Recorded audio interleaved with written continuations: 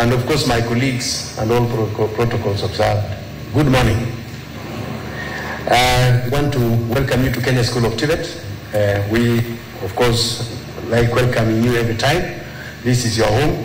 This is the home of technical education. The slogan here is the home of. Feel welcome. I just wanted to make some few aspects to report to you, CS. One of them is that we are doing well in the issues of computer-based assessment. Last week we started the first phase of CBA training in Kisumu, Friends College Kaimosi and Kisii. We trained 346 lecturers. We are moving to Rift Valley starting on Monday next week for another 5 days, and therefore I request our colleagues to register, those who have not registered with us, the principals who have not registered. It will be on first come, first served basis. So the group that is now fulfilled is Western Kenya. Rift Valley has followed suit. So we hope by the end of this 2 or 3 days, we should be able to have the other teams also ready. So I wish to request that we have a bench out there with Madam Makato, who is the pioneer person in running this, and we suggest that if you have not registered, do so. Otherwise, I think most of us have been to Kenya School of TVET.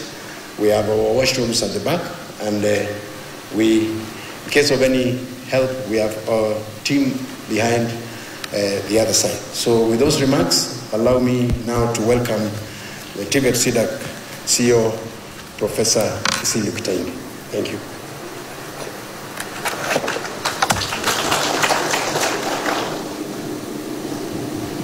Our chief guest, Cabinet Secretary, Honorable Julius Migos Ogamba, Principal Secretary, State Department for TVET, Dr. Esther Dara Moria, Council Chairman, Professor Hamed Ferej, TVET SIDAC Council members present today, CEOs of other government agencies present,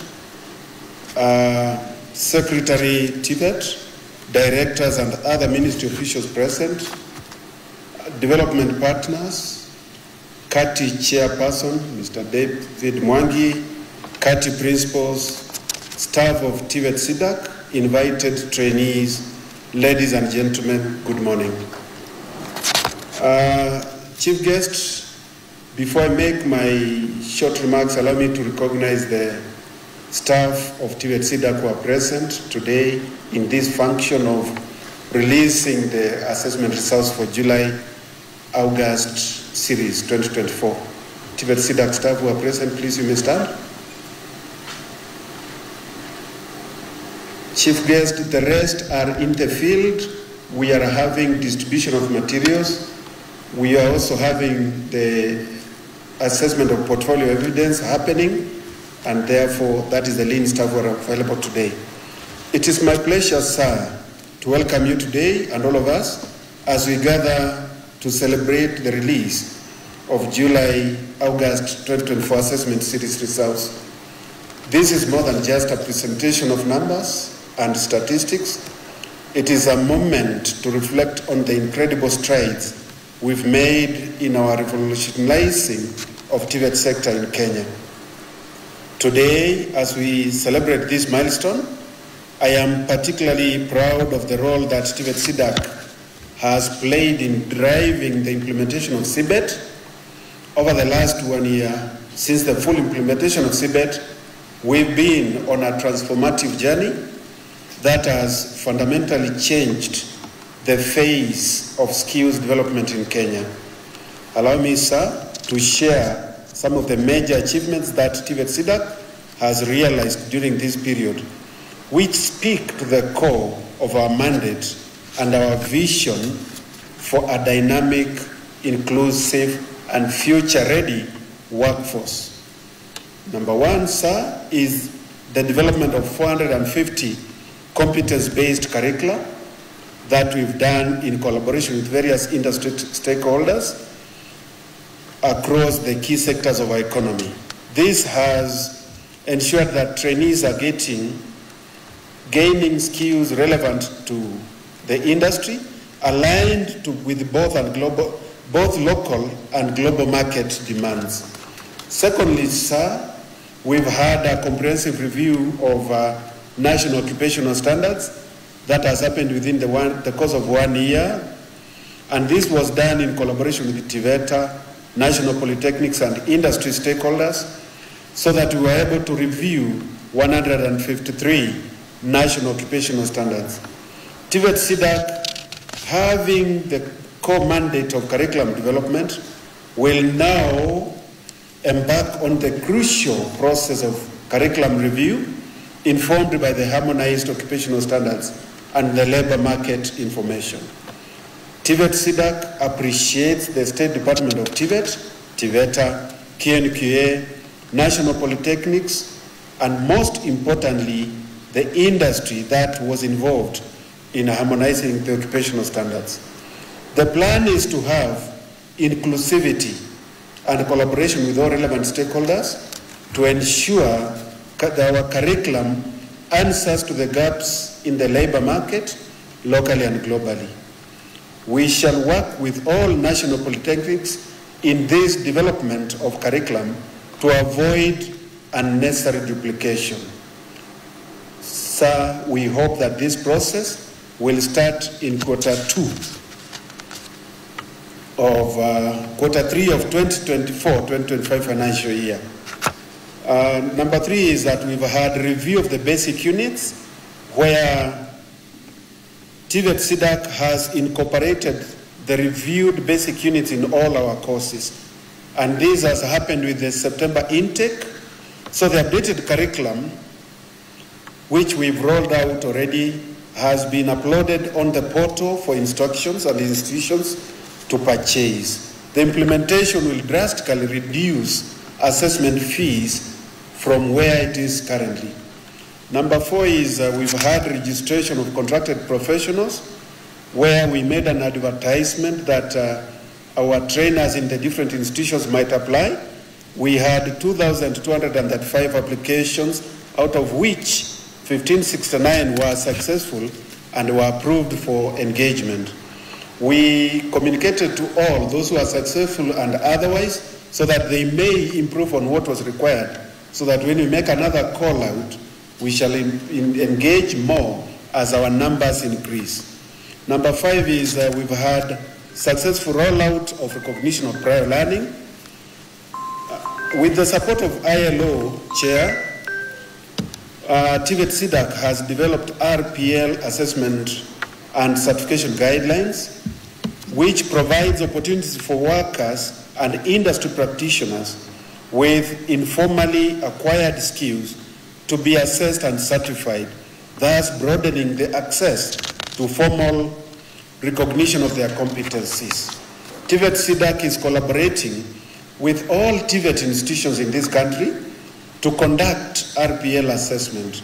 So with these guidelines, all institutions will now be able to roll out RPL, which in a guided way to achieve the success that we so much need. We have also commenced sensitization of industry practitioners, so that this is a guided process to achieve the results we need. Number 6 is that we have a registration of CBET assessment centers. Chair, sir, we have registered 415 assessment centers across the country, providing broader access to learners and ensuring that institutions meet the standards required to deliver competence-based assessment. This expansion is crucial in supporting more institutions to deliver high-quality CBET programs. Number 7, sir, is that we've had and we continue to have collaboration with the industry partners, so that we are able to deliver the curriculum that we are rolling out in a way that we develop skills that are industry relevant, industry guided, and industry required. For example, we are collaborating with KenGen to develop 7 competence-based curriculum tailored to the energy sector. We are also collaborating with other industry so that we get the commitment to market-driven industry-aligned training. In collaboration with partners such as Shamiri Institute and the USAID, we are developing specialized curricula in areas such as mental health and sanitation. These initiatives aim to address societal challenges while equipping learners with the skills relevant to the emerging industries. Chief guest, the construction of TVET CDAC printing press is underway. It is happening at the Nairobi Technical Training Institute under the support of African Development Bank. In the course of this month, we've had an expert visit the site to establish if the facilities we hope to purchase or to get will be hosted in a way that they can be functional. And we got a good report. The work is well done, and we hope it will be completed by the end of this year. Chief guest, for the July-August 2024 assessment series, TVET CDAC assessed a total of 60,686 candidates. Today, Chief guest, we are humbly requesting you to release their results of these 60,686 candidates spread across the country in different institutions. With regard to November-December 2024 assessment series, which we are planning for, I'm glad to report that we have registered about 66,000 candidates. Registration opened on the 6th of September, and we closed on 13th of October. And we also confirmed that we've had assessment of the portfolio of evidence ongoing.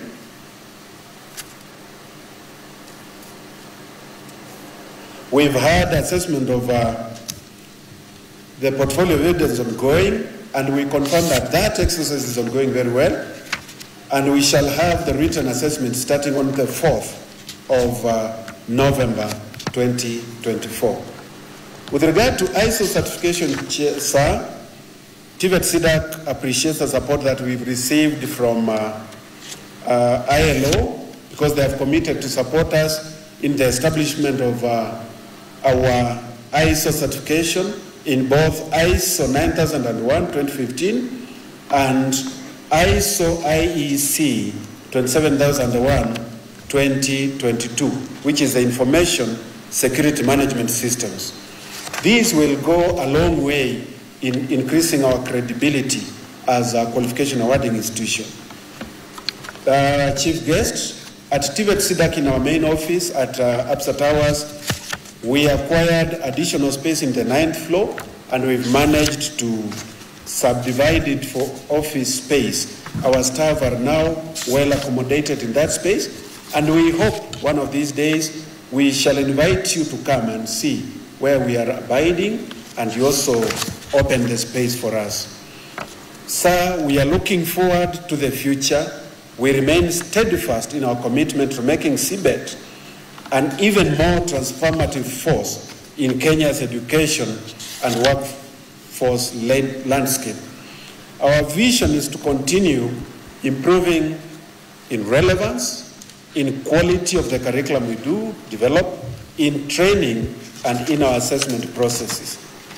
We hope through our core mandate to empower our trainees with the skills that are both globally competitive and locally impactful. I congratulate all the candidates who were assessed in July-August 2024 assessment series and commend the trainers and the institutions for the dedication to the success of CBET. Let us continue working together to shape the future of Kenya's workforce and to drive the economic transformation of our nation. In closing, sir, I once again express my gratitude to the Minister of Education, our industry partners, development partners, and all stakeholders who have walked this journey with us. Together, we will transform the TVET sector, ensuring that it remains a beacon of hope, opportunity, and prosperity for generations to come. Thank you. Let us continue to build a brighter future for Kenya through CBET. Sir, before I call upon the chairman, allow me to take this opportunity to recognize and appreciate our CEOs in the State Department of TVET. I call upon DG TVETA, kindly to stand, Dr. Langat. I call upon Dr. Kande, CEO, Kenya National Qualifications Authority. I call upon my brother, Kenya School of TVET, Dr. Tarno. Council members will be introduced by the chairman. So may I now invite the chairman, TVET SIDAC, Governing Council, Professor Ahmed Ferej, to make his remarks, and thereafter invite the PS, State Department for TVET. Thank you, and thank you so much. May God bless you all.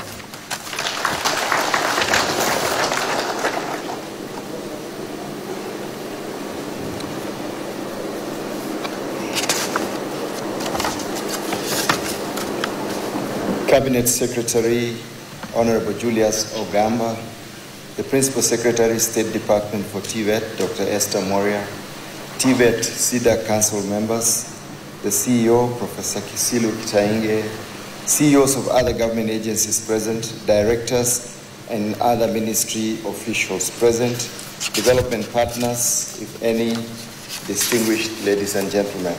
Good morning. A very warm welcome to you all. But before I proceed, please allow me to introduce members of the TVET SIDAC Governing Council. Please stand so that we can, I'm afraid not everybody is here, but let me begin with those ones on the stage.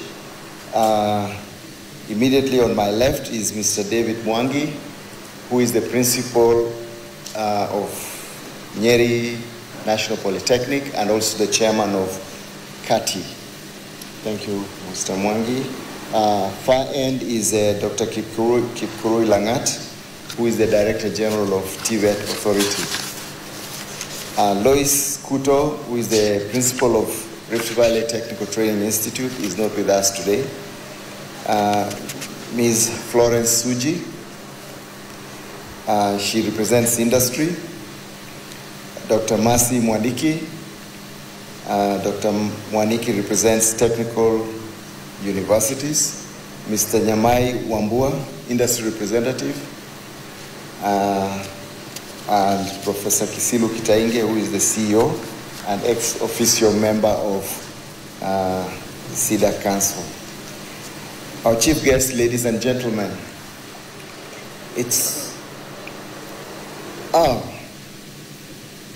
somebody forgot to put your names here. Dr. Kaberia represents industry. Mr. Tuwe represents the permanent principal secretary. I'm sorry, Mr. Tuwe and Dr. Kaberia. It's my distinct honor to address you today as we mark the release of the July-August 2024 CBET assessment results. I believe this is the third such event since the reinstatement of TVET SIDAC just last year in May. This occasion not only represents an important moment for our learners, but also serves as a significant milestone for the TVET and training for the TVET sector in Kenya. On behalf of the TVET SIDAC Council, I want to express my sincere appreciation to all of you who have contributed to the success of the competency-based education and training system, as we know it today, better know it today as CBET. As we gather here today, we celebrate a remarkable journey of transformation, one that has redefined how we view and implement skills training in our country. The adoption of CBET only last year in September has been a game changer, aligning our educational programs more closely with the demands of the labor market and ensuring that our graduates leave the system with competencies that are not only recognized, but also highly sought by employers. The progress we've made in CBET over the past year has been nothing short of extraordinary. When we embarked on this journey, the Council committed itself to developing competency-based curricula, and that is reflected by the number of curricula that has been fully prepared to date. I think the CEO mentioned a number like 450. But there are quite a few in the pipeline. I was in the office last week, and I heard of some curricula that has been developed in the area of marine courses, the blue economy. This is coming up very fast. Most of these curricula that are already developed are in the key sectors of manufacturing, agriculture, ICT, hospitality, and health services, among others.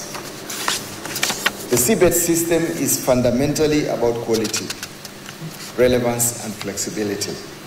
It is not enough to simply impart knowledge to learners.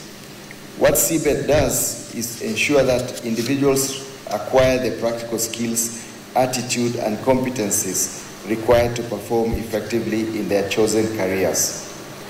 As we were sitting in the office, in the boardroom of KS TVET, there was discussion about the ongoing interviews for young people wishing to go to Qatar. And they were not interested in your papers. They were interested in what you can do. And so CBET will help you, or help the learners to be able to do rather than just demonstrate papers. In Kenya, we have been too obsessed for too long with papers. I don't even know why we call them papers, but that is what it is. What CBET does is to ensure that individuals actually do what they're supposed to do according to those papers. We have moved away from a rigid exam-based system to one that focuses on real-world application. This shift is critical. And as we prepare our young people for the dynamic and ever-changing world, CBET is the way to go. I would also like to acknowledge the critical role that our industry partners have played in the success of this system. The CBET model thrives on close collaboration with the private sector. By engaging with industry partners, TVET CDAC has ensured that our curricula are not only aligned with global standards, but also tailored to meet the specific needs of Kenya's growing industry. This collaboration has significantly enhanced the employability of our graduates as they leave our institutions with skills that are directly applicable to jobs available in the market. Inclusivity also has been a cornerstone of our efforts. TVET CDAC has made significant progress in expanding access to training for learners from diverse backgrounds. Our programs are designed to be flexible, allowing individuals from various walks of life to gain the skills they need to thrive. Whether through the recognition of prior learning, or RPL, or alternative learning pathways, CBET is providing opportunities for individuals who may not have had access to formal education. And while we have been also strengthening our work in the area of CBET, it's important to note that we have also strengthened the structures of the TVET CDAC institution to deliver its mandate efficiently and effectively. And to this end, we have recently launched our strategic plan for the year 2023-2028 to guide us in the development and enhancing our institution. As we release the July-August 2024 assessment results today, I want to congratulate all the trainees who have successfully completed their programs. Your hard work and dedication are a testament to the promise of CBET. To the trainers, assessors, and institutions, we thank you for your commitment to upholding the highest standards of quality in education and training. I want to express my heartfelt gratitude to everyone who has contributed to our success. The achievements of the past year are clearly an indication of our collective efforts working together. It's your unwavering support and collaboration that has made these accomplishments possible. Let's continue to work together, innovate, inspire, and drive CBET implementation in Kenya. Our journey has just begun, and with your support, we can achieve greater milestones in the future.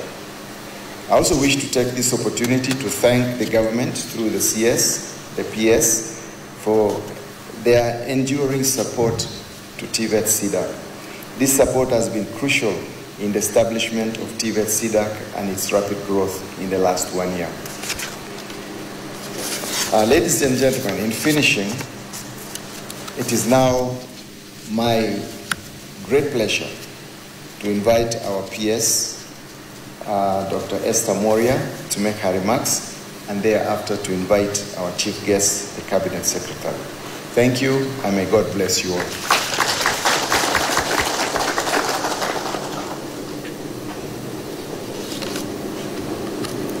The Cabinet Secretary, Ministry of Education, Honorable Julius Migos Ogamba, TVET CDAC Council Chair, Professor Hamid Ferej, the Council members, CDAC CEO, Professor Kitainge, CEOs of other government agencies and CEOs of our agency, directors of other ministries and of our ministry development partners, if any, the principals present, distinguished ladies and gentlemen. Good morning. Habari zenu. CS, allow me to introduce you to the people I call our foot soldiers. Principals, please be upstanding.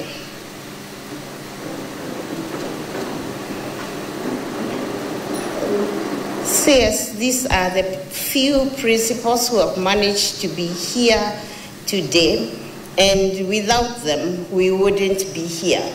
Because CS, these are the people who must train the young people and ready them for assessment. A great percentage of them are doing a great job, and I want to commend them and invite those who are not absolutely decided to follow suit. CS, we talk about crossing the Red Sea. Many of them are on board. We have crossed the sea, but some of them are still wondering whether they should leave the pumpkins in Egypt behind. I challenge them through you, CS, that we may together cross the Red Sea. Please be seated. It is with great pride that I join you today to celebrate another significant milestone on the ongoing journey of CBET implementation. Today's release of the July-August 2024 assessment series results marks a full year cycle of CBET implementation from training to assessment. Congratulations, TVET CDAC, for holding on and staying on the fort leading to this success. Distinguished ladies and gentlemen, as I mentioned during the CBET at One celebration a fortnight ago, CBET has redefined what it means to be skilled, not just in Kenya, but on the global stage. The journey to implementation of CBET stemmed from the pressing need to produce a workforce with practical job-specific skills as we should be doing it today. Previously, a gap between education and industry requirement was observed since most training focused on theory. The demand for in-job today's market is clear. Employers are seeking graduates who can demonstrate proficiency in practical tasks from day to day. A case in point is the recent international recruitment, which is still going on, spearheaded by the Ministry of Labor, where we were reminded by why the transition to CBET is unequivocal. Despite a strong pool of candidates, many lacked essential practical skills to secure jobs. CBET is reshaping this narrative. The curricula focuses on mastery of competencies rather than anything else. And I don't think we need to restate that. Through dual training, a component of CBET classroom learning and the real world is expected to drive the industry expectations. And hence the results that we released today underscore the success of CBET in broadening this path.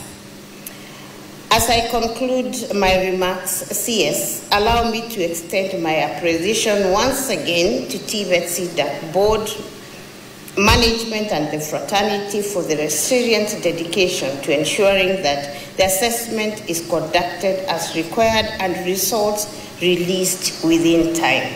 I am grateful to TVET principals once again and faculty for their role in this transformative journey and their commitment to delivering quality education and training. Congratulations to the trainees who will be receiving their results today.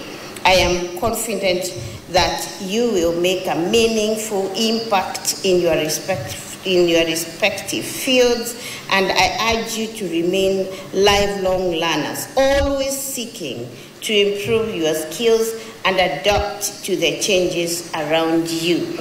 And even as we urge the trainees to do that, I'd also like, through you principals, to urge the trainers to continuously train. And fortunately, we have this school which is tasked with the responsibility of continuously improving our trainers. Last week, I was in Kaimosi to oversee the CBA training that is going on there, and it is being done very well by this school. And I was fully aware that more was going on at Kisii National Polytechnic and at Kisumu National Polytechnic. We are going to move on to other areas, to other regions, until CBA is well trained across the country, CS. We want to ensure that competency-based assessment, the way you are going to assess our trainees, is absolutely where it should be. So I urge all of you principals, please register your trainers to go for the CBA training. I am also aware some regions wanajikokota. Please register your trainers. CS, our principals uliwapatia pesa the other day. So I don't know why they are not registering their trainers. Na nitakwambia ni kina nani who are not doing that, so that next time uniambie niweke pesa yao chini kidogo, and I will do exactly that. Because you need to use those facilities first and foremost to ensure that our trainers are what they must be. So please register your trainers. Let them come to this school or wherever this school will ask you to take them, so that we are able to put our trainers in a position where they are able to craft our trainees as they should be. And this school has also developed other CBA units where you are going to get your CPDs anyway. Continuous professional development points. Because the CBA that is going on now, you get your points. Then you do another one and another one, and Kenya School of TVET has developed quite a number of them. So the continuous training of our trainers, CS, is very important. And we want to urge our trainers to continuously train so that in another few years, we have our trainers at the absoluteness which they need to be. So please, that is my plea, that register now when we are doing CBA and the other units that are going to ensure our trainers are what they must be for the sake of the internationally crafted trainees who we must have. It is now my humble duty to invite the Cabinet Secretary, Honorable Julius Migos Ogamba, EBS, to deliver his speech. Thank you.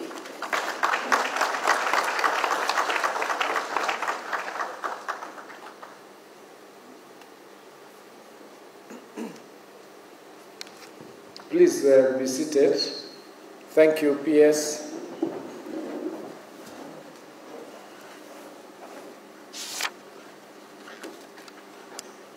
The Principal Secretary, State Department of TVET, Dr. Esther Moria, the CEOs here present of government agencies, the TVET SIDAC Governing Council, led by your chairman, directors and ministry officials present, development partners, the CATI principals here, ladies and gentlemen, good afternoon.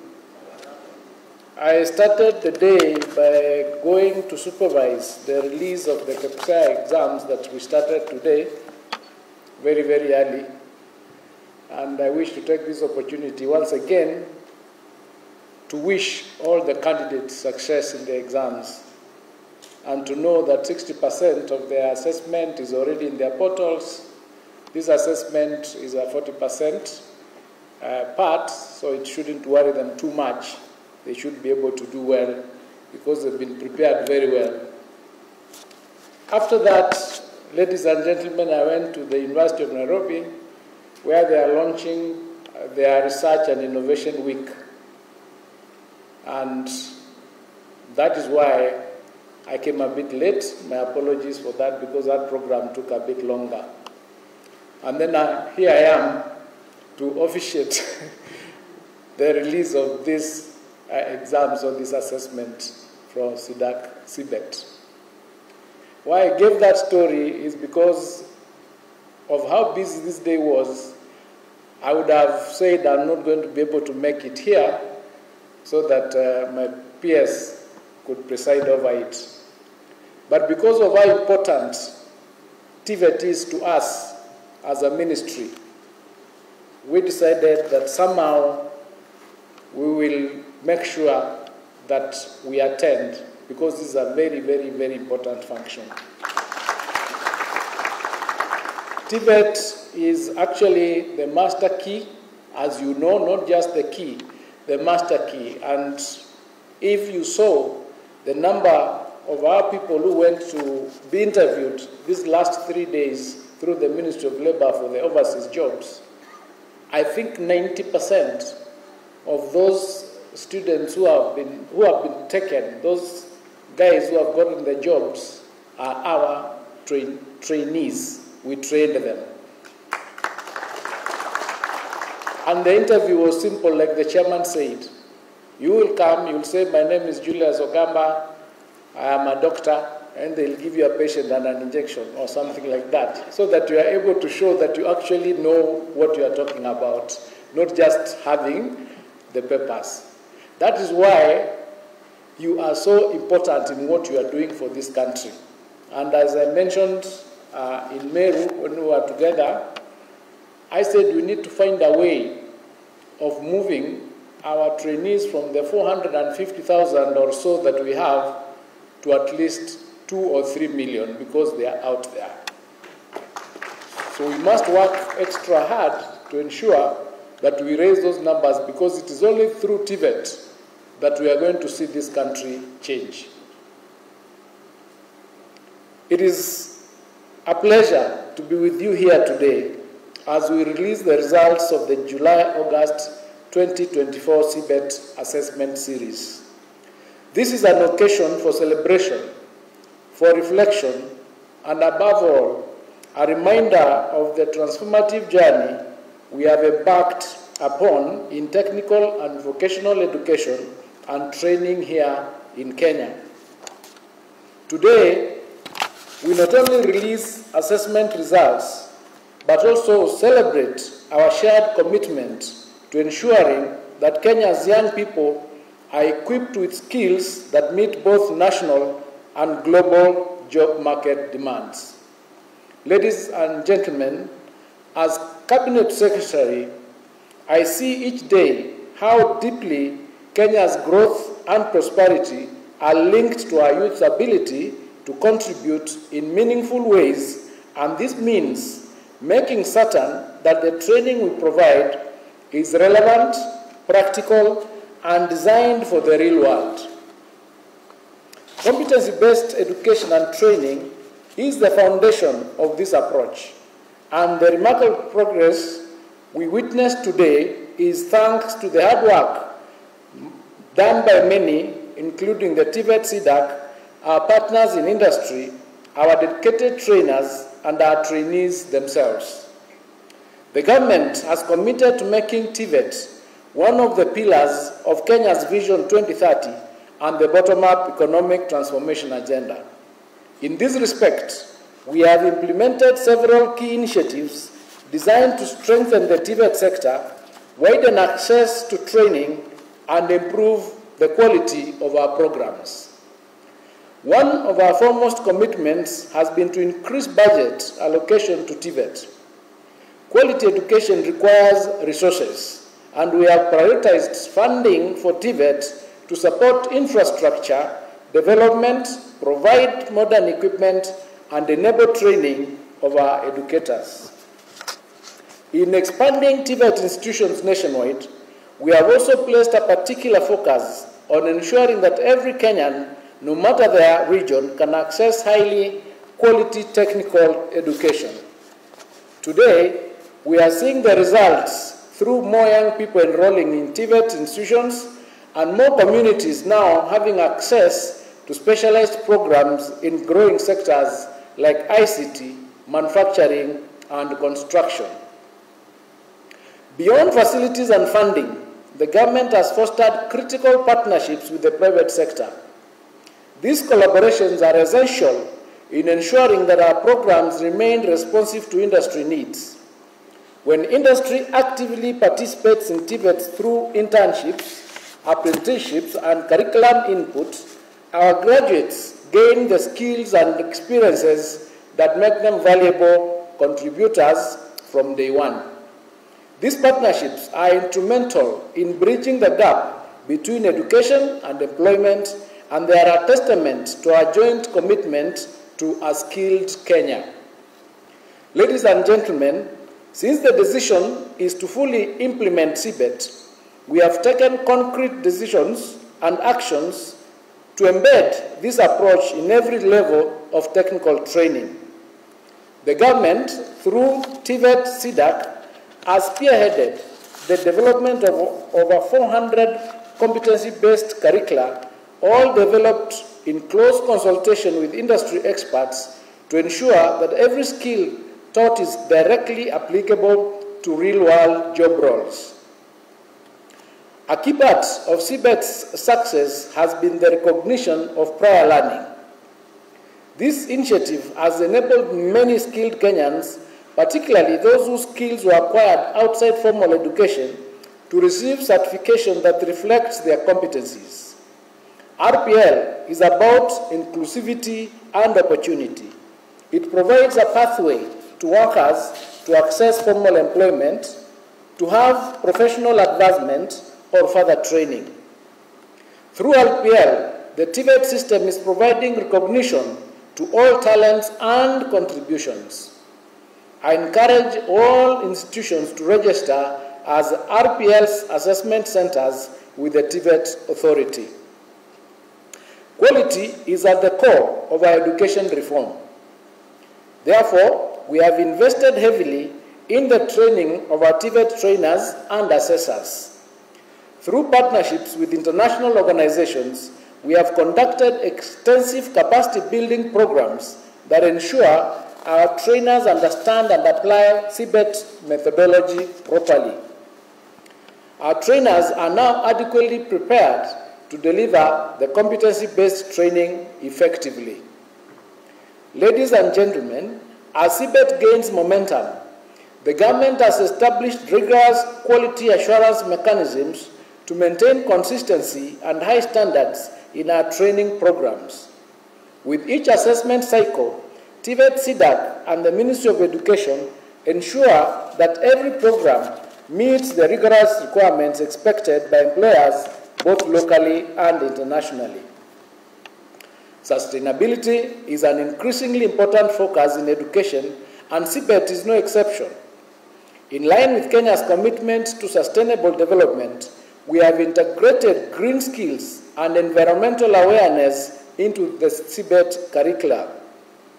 By training our learners in eco-friendly practices, we are preparing them not only for jobs, but for a future that requires responsible and sustainable approaches across all industries. International collaboration has also strengthened CBET's foundations in Kenya.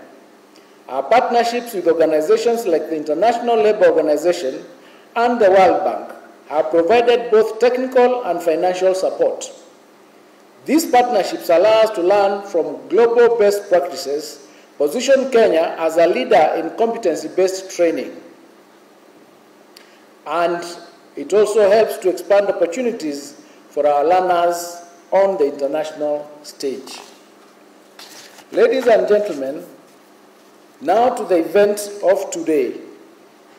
I am delighted to announce the release of the July-August 2024 CBET assessment results.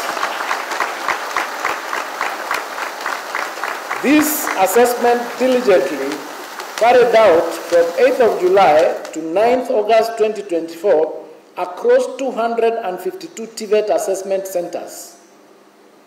At level 3, 211 candidates were assessed in various courses, with 118, which is 56%, being male and 93 of them, being 44%, being female.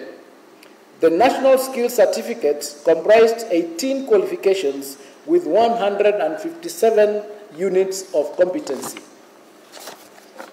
At level 4, 6,352 candidates were assessed, with 3,468, 55%, being male, and 2,884, 45%, being female.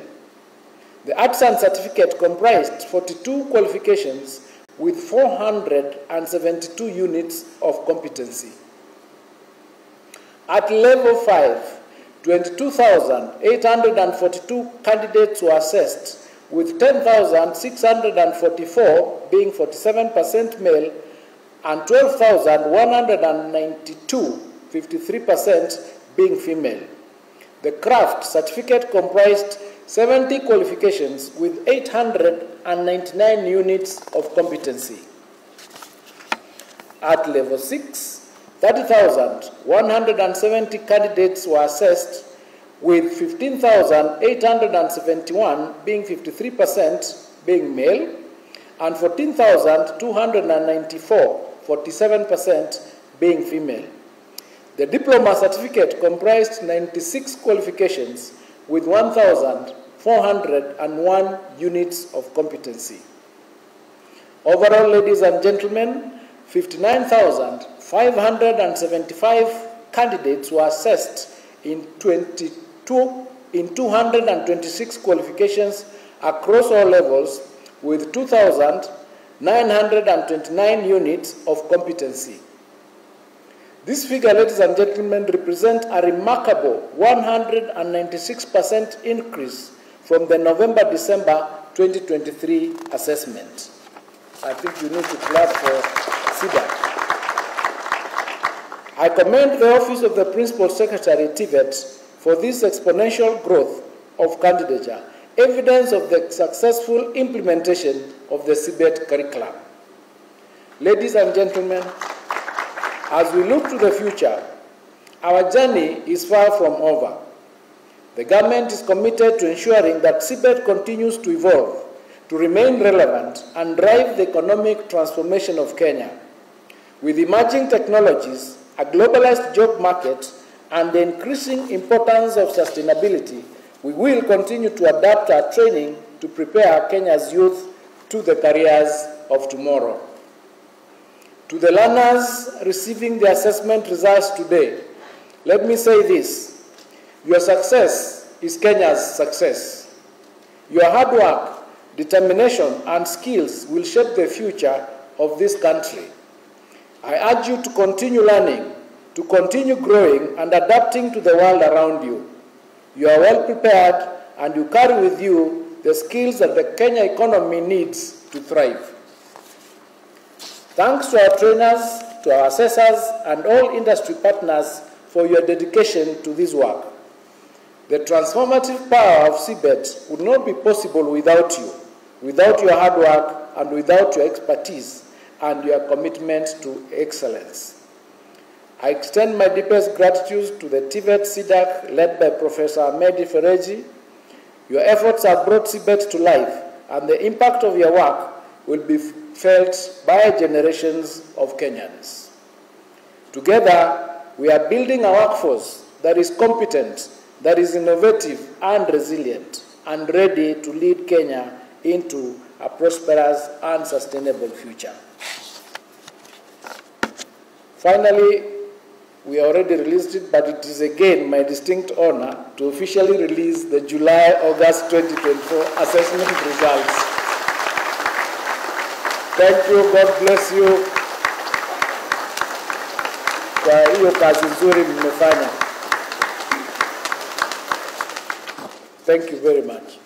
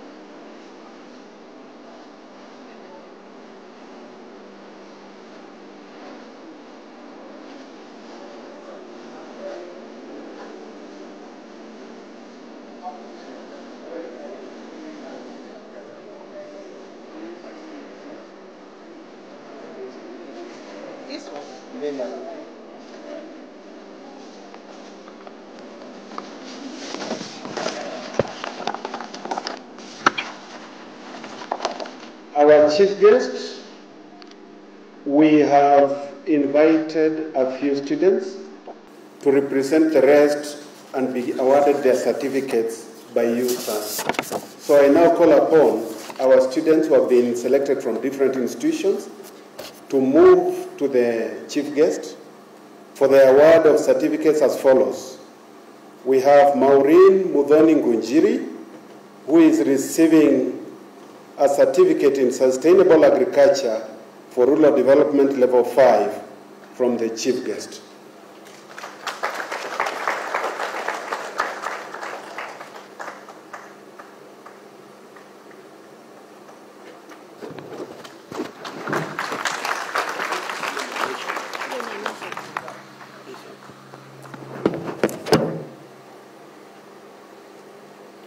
Our chief guest, our candidate number 2 is Victor Nyakundi, who is receiving also a certificate in sustainable agriculture for rural development, level 5.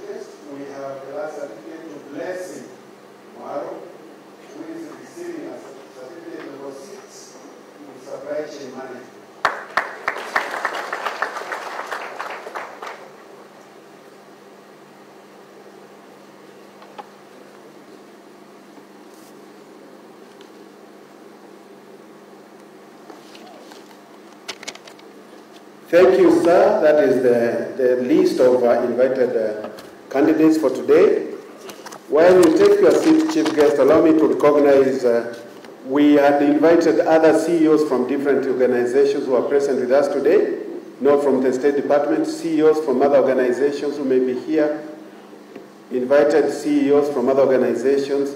Okay, thank you. We have CEO Nyamai here from Kenya National Federation of Juakali. We have my brother there from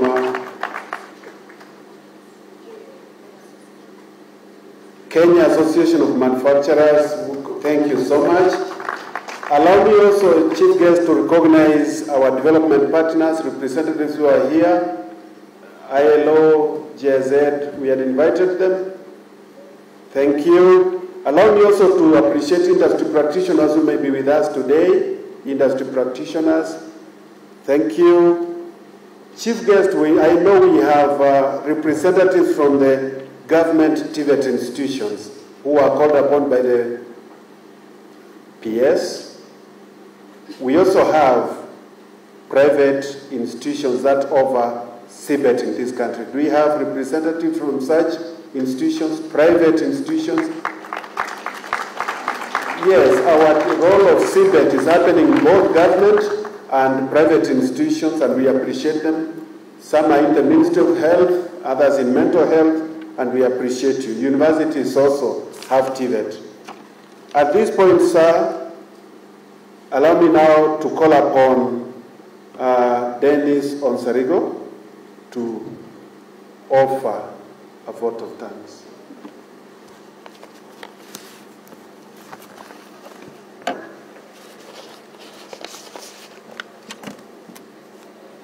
The Cabinet Secretary, Honorable Julius Ogamba Bigosi, and your office.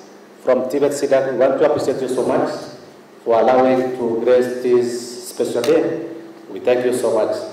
The Principal Secretary, Dr. Esther Moria, and your office, and your good team that you're hosting at your house, Teleposta and Uchumi. We want to appreciate you so much. Continue with the same spirit to skill all the youths until always are skilled.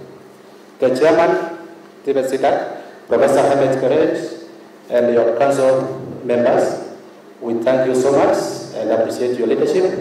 Continue with the same spirit. Our CEOs, the Director General from TVET, Ken Kwe, and Kenya School of TVET, your partnership is most welcome. Kindly continue supporting TVET SIDAC. Development partners, we have Walpang, ADB, GIZ, Saikan, ILO, SIVA, Nepal, Centum on all development partners. Kindly thank you and accept our appreciation for your support and continue supporting this TVET journey until all youths have been skilled. At the Vice Chancellors who are undertaking CBET implementation, our principals, heads of TVET institutions and the industry, right through as BS course with the food soldiers, kindly lead this fight until we win on the issue of unemployment. The CEO of SIDAC, the staff of SIDAC, I know the much time you sacrifice to achieve what the PS and the CS are intended to achieve. Kindly continue. However small you are, with the support of the CS and the PS, we will be able to achieve our goals of skilling our youth. Our trainers from our training institutions, you are skilling our youth. We really appreciate you and request that you continue the same.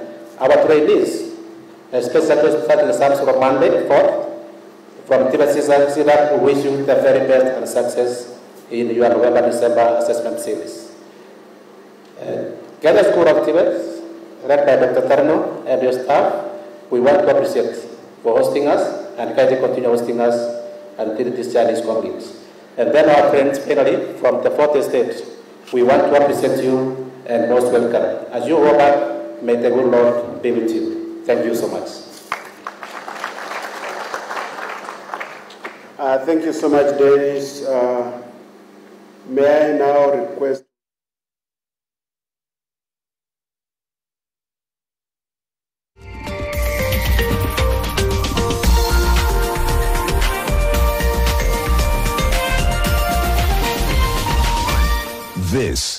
is NTV. Then we shall have national anthem. We shall have... STEM education is still a crucial learning area for learners all around the world and especially in Kenya. Our model is called project-based learning and also fun-based learning. I've seen that the students are very active.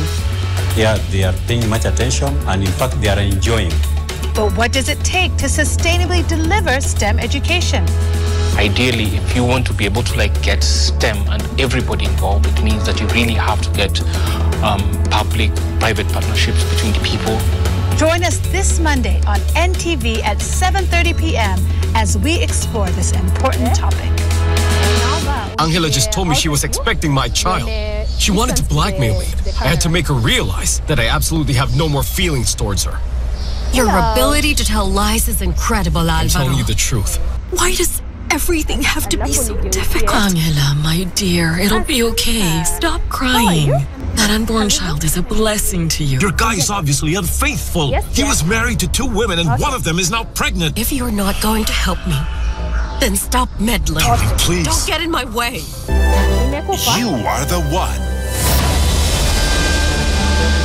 To protect our family from germs that cause illness when it's cold, we use Dettol soap. Dettol soap with germ defense gives you protection. When it's cold, germs are transferred in different ways. And Dettol soap's germ defense protects you from up to 100 illness-causing germs. Be Dettol sure. And how may I help you? Sisi ni wafanyikazi hapa. I'm the new assistant manager and she's the beautician. Hizo nafasi zina wenyewe. Unamjuaje Mini? Michelle bado hajahili kutokana na kifo cha Mini. Mini alikufa na fever, huo ndio ukweli? Ndio, alikuwa na fever. Lakini hakufa. Na huyo Mini ni nani? Mume wako hajakwambia? Singekuuliza. Mini alikuwa mtoto wangu. Sensodyne gives you long-lasting protections against sensitivity. And people come in and they're like, oh, it works. I can have ice cream and I'm not in any discomfort. I recommend Sensodyne because it works. It's brilliant. Yes, thank you. Are you ready?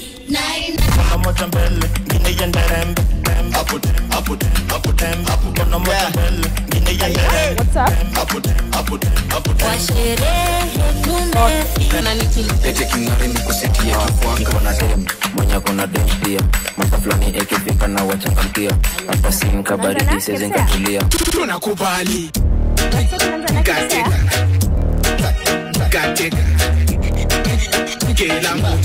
Kashpop Vanyandaro ni mawaru.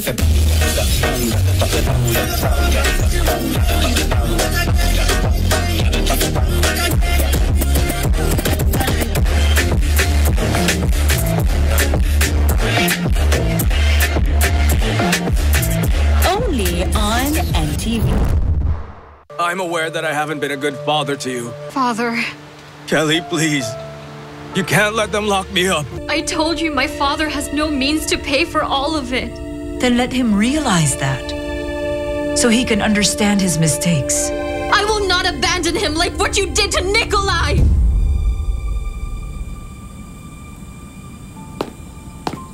This is not about Nikolai.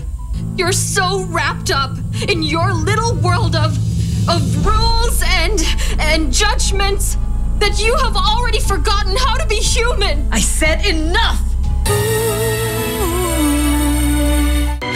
Sensodyne gives you long-lasting protections against sensitivity. And people come in and they're like, oh, it works. I can have ice cream and I'm not in any discomfort. I recommend Sensodyne because it works. It's brilliant. When I have back pain, I reach for 2 tablets of Panadol Extra for fast relief of strong pain, like headache, toothache, muscle pain, and I'm released from pain to be there for those who need me. Try Panadol Extra for fast and effective relief from strong pain. New Panadol Extra Soluble dissolves twice as fast versus standard paracetamol tablets.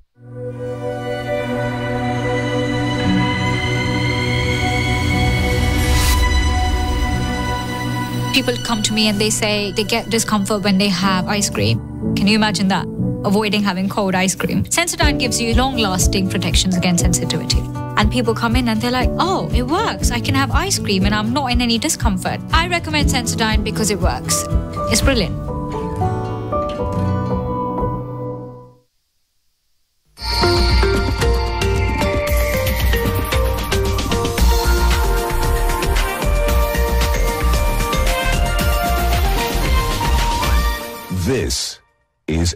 NTV.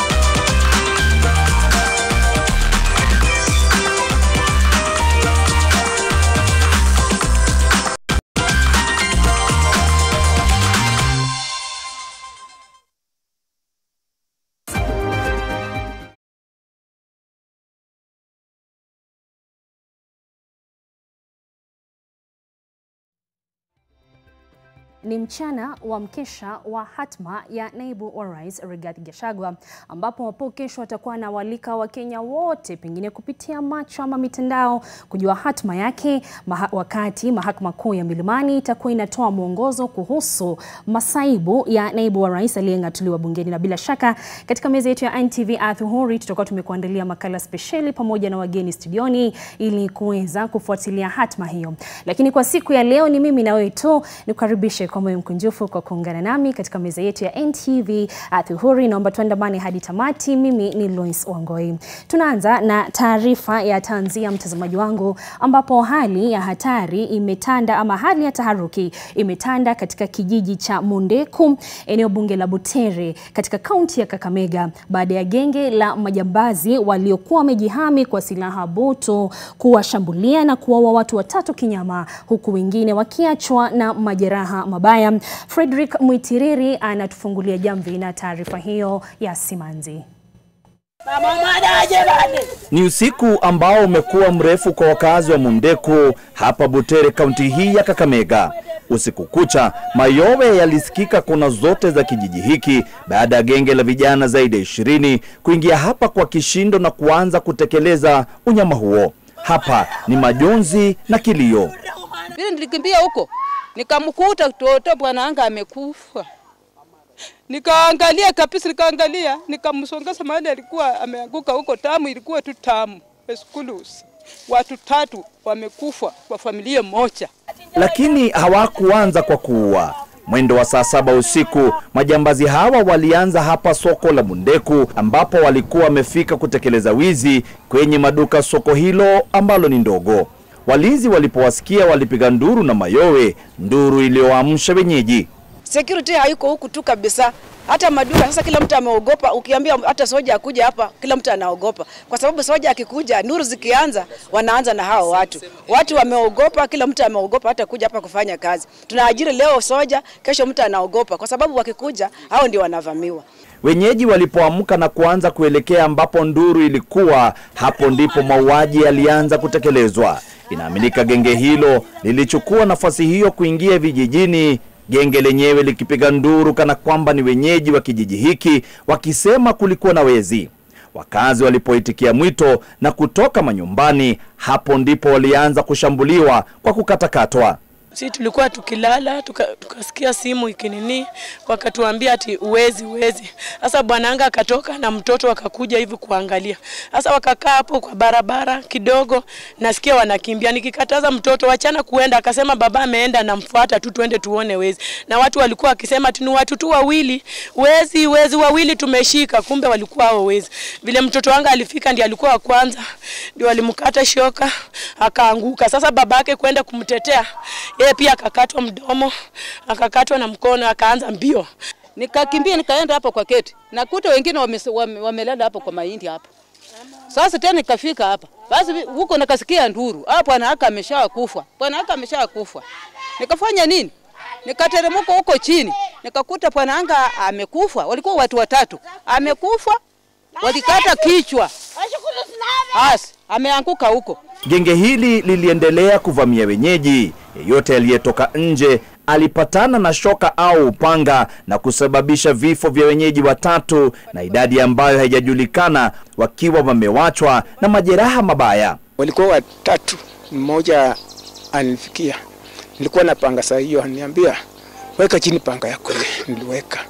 Namwambia sasa bwana, unataka kunibuira nini? Sisi si mwizi. Sisi na kwa nini unaue hivi bwana?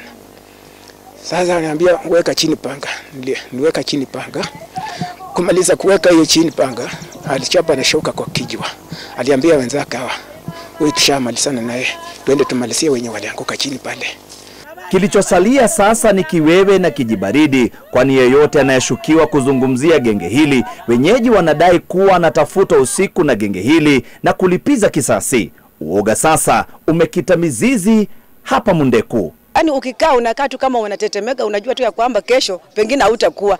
Juu ukitaja tu mtu ati pengine tunaanza kushusha kwamba ni wewe umekuwa na haya maneno. Kidogo wanakuambia wewe ndio utakuwa next. Sasa tumekuwa watu waoga. Hata jana tumeshangaa ya kwamba huyu kijana alikuwa hapa ndani. Na kijana mchangamfu tu, hana maneno na mtu, lakini wakati wanaingia mahali wanamaliza mtu yeyote ambaye wanapata mbele. Ukiangalia tamu sukulusi. Haki mtuombe ni machapu. Walikata bwanangu kama ng'ombe.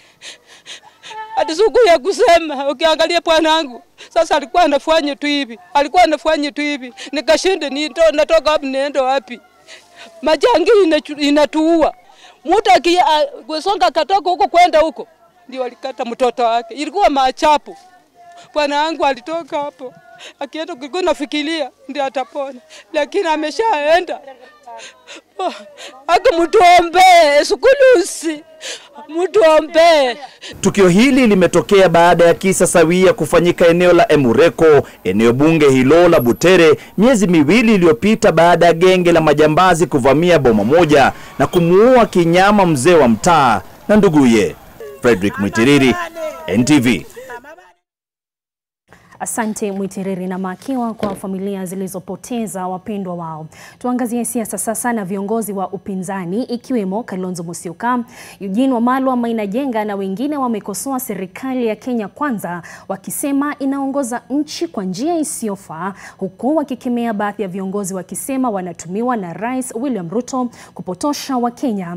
Kulingana na kiongozi wa chama cha DAP-K Eugene Wamalwa, amewaonya naibu rais mteule Ibrahim Kithure Kindiki na spika wa bunge la kitaifa Moses Wetangula kuwa waangalifu, akitoa mfano wa jinsi rais walikuwa na uhusiano na naibu wake Gachagua lakini akampiga teke. Kiongozi wa chama cha Wiper Kalonzo Musyoka alimkosoa Rais William Ruto kwa kutumia washiriki wake seneta na wanandi Kunrathi Samuel Cherargei kuongeza muhula wa uongozi kutoka miaka 5 hadi 7 badala ya kuinua maisha ya Wakenya. Maina Jenga aliwataka Wakenya na wafuasi wake kumwombea naibu rais aliyetimuliwa Rigathi Gachagua na kuwataka washirika wake kufanya mikutano kote nchini.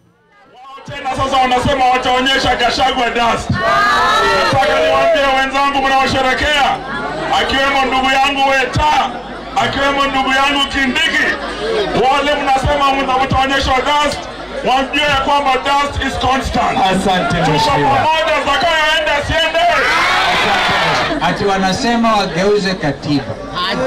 Waongeze Ruto siku moja. Inawezekana kuongeza itoke miaka 5 mpaka miaka 7. Wangapi wanasema la hasha? Wangapi wanakataa? Sema tumekataa. Naye naibu gavana wa kaunti ya Machakos Francis Mwangangi amekosoa mpango wa kuongeza miaka ya hatamu ya uongozi wa rais na viongozi wengine. Akizungumza mazishini huko Matu, Mwangangi ametoa wito kwa bunge la taifa na wabunge kwa jumla kuweka maslahi ya Wakenya mbele badala ya kuanzisha miswada isiyokuwa na haja nchini. Wakati huo huo, baadhi ya viongozi wa Kenya Kwanza kutoka kaunti ya Nandi pamoja na mshauri wa Rais Ruto wamepinga hatua hiyo vikali. Wakizungumza huko Kapsabet. Na mimi nitakuwa mmoja wale nitaipiga. Hiyo hapana. Maneno ya 7 term, in fact it should be 4. Ndio wale watu wa korok, wale waelewi wanafanya nini. At least we have shorter period to sort out that problem through an election. Sidio? Yeah, si kuongeza hapana. Wananchi ndio watakaoamua. Because hiyo haitengenezewi rais ambaye yuko, inatengenezewa hata rais mwingine na mwingine atakayekuja. Wananchi wakikubali kwamba wanataka tamu iwe extended, well, wananchi wakisema, wakikataa, well. Yale mambo mnasikia, yale maoni yanatolewa kama kuongeza term limit, hiyo haitakuwa ni shida kwa sababu wananchi watakuwa moja, nchi ni moja na watazungumza moja. Na viongozi wa kidini kutoka kaunti ya Kiambu wameungana na mamilioni ya Wakenya kupinga mswada wa marekebisho ya katiba ambao unatafuta kuongeza muda wa utumishi wa viongozi wa kisiasa hadi miaka 7. Makasisi hawa wamepuuzilia mbali mswada huo na kusema kuwa ni jaribio la kisiasa kushikilia madaraka na kuongeza kuwa tayari umesababisha mgawanyiko mkubwa miongoni mwa Wakenya. Wanasema pendekezo hilo linaongeza hasira ya umma, huku akiongeza kuwa Wakenya tayari wamechoka kutokana na utawala duni na serikali ya Kenya Kwanza. Do not talk to us about extending your terms when you have not shown us what you have done during the terms that you have been there. Conversations that are meant to distract us from the real issues. And if this motion is meant to distract us from the Deputy President impeachment, then it is a very wrong way of spending our time, engaging us in such kind of conversations. Please talk to us about issues of national unity. Show us what you have done. Sasa kujiongeza miaka na ni vibaya sana. Na tunasema ya kwamba hiyo mratiba ambao mko nao ni mbaya sana. Tukiomba ya kwamba mbaki tu na ile miaka ambayo tulikuwa tumewapatia miaka 5. Na tutapunguza hiyo miaka ikuje miaka 3. Maana hata ile miaka tunawapatia miaka 5 hakuna chochote tunaona mnafanya. Turejelee siasa na ni kwamba kinara wa chama cha PNU Peter Munya amekosoa vikali kinara wa ODM Raila Odinga kwa kutetea kampuni ya Adani, akisema kampuni hiyo imefilisisha nchi zote ambapo imekuwepo. Akizungumza eneo la Igembe, Munya amesema kampuni ya Adani haistahili kupewa nafasi ya kuwekeza humo nchini, kwani imekuwa na sifa mbaya kokote ambapo imekuwepo. Sasa natuambia hata Adani ni mtu mzuri. Tunamuuliza mzuri na nini? Kule Sri Lanka na Bangladesh, hiyo Adani wameingia huko kwa stima. Huko stima watu hawezi afford stima huko. Ndio kulikuwa hata na crisis huko Bangladesh, huko Sri Lanka. Simuliona prime minister wao akifukuzwa. Sasa kama wameharibu economy ya Sri Lanka au Adani, unatuambia ni wazuri namna gani? Pengine ni wazuri kwako. Pengine ni wazuri kwako. Lakini sisi wananchi si wazuri kwetu kama wataongeza gharama ya maisha. Na imeongezeka already. Sasa usuri wao hatuoni sisi, wewe ndio unajua usuri yao iko wapi. Na tunakuheshimu, hatuna shida na wewe, lakini usiwaambie watu wa kupora ni wazuri.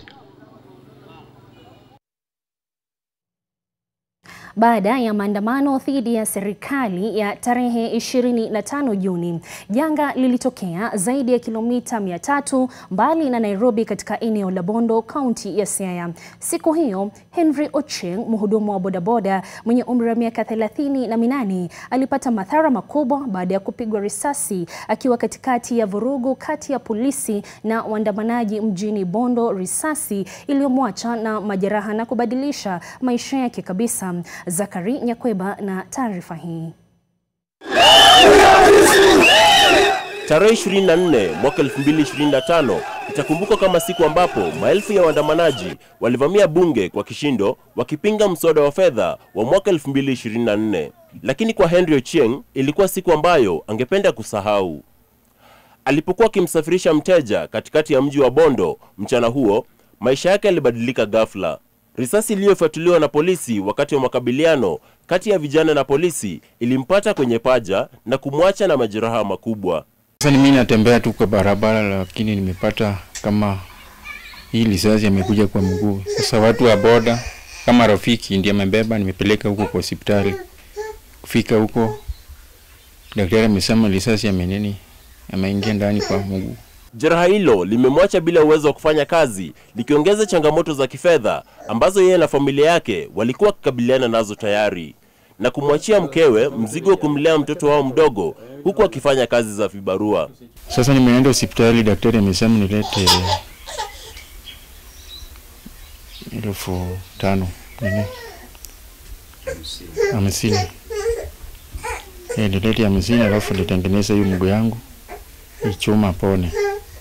Ochieng alilazwa katika hospitali ya kaunti ndogo ya Bondo ambapo gavana wa Siaya alilipia upasuaji wake wa kwanza. Lakini alipotolewa hospitalini baada ya wiki moja tu, upasuaji huo haukufanikiwa. Sasa mimi naomba mtu wa yoyote, yani mtu yoyote asaidie alafu nipone hii mguu yangu hii. Familia hiyo sasa imechelewa kulipa kodi kwa miezi 4 na inakabiliwa na uwezekano wa kufukuzwa. Jeraha la Ochieng alipopata wakati wa maandamano ambayo hakuhusika, sasa linatishia sio afya yake tu, bali ustawi wa familia yake. Hii sina hata hela ya kulipa mwenye nyumba. Mwenye nyumba nataka pesa yake. Na hata sasa kuna bibi na watoto. Shida ni moja, kupata chakula nini? Hiyo ndio shida. Kupata chakula ni ngumu. Mimi nakunywa tu uji na maji. Zakari Nyakweba, NTV, katika kaunti ya Siaya. Asante sana Zakari kwa taarifa hiyo. Mtazamaji wangu, kumbuka leo ni siku muhimu kabisa kwa zaidi ya watahiniwa zaidi ya milioni 1 ambao wanaketi mtihani wao wa kitaifa wa KPSEA. Ni mida ya saa 7, pengine wamefanya mitihani yao ya kwanza, wanapata chamcha na kuelekea baadaye mchana. Tunawatakia kila laheri. Hivi sasa tunakwenda katika mapumziko mafupi, lakini narejea na mengi tu, ikiwa ni pamoja na undani wa mtihani huo wa KPSEA. Usiende mbali.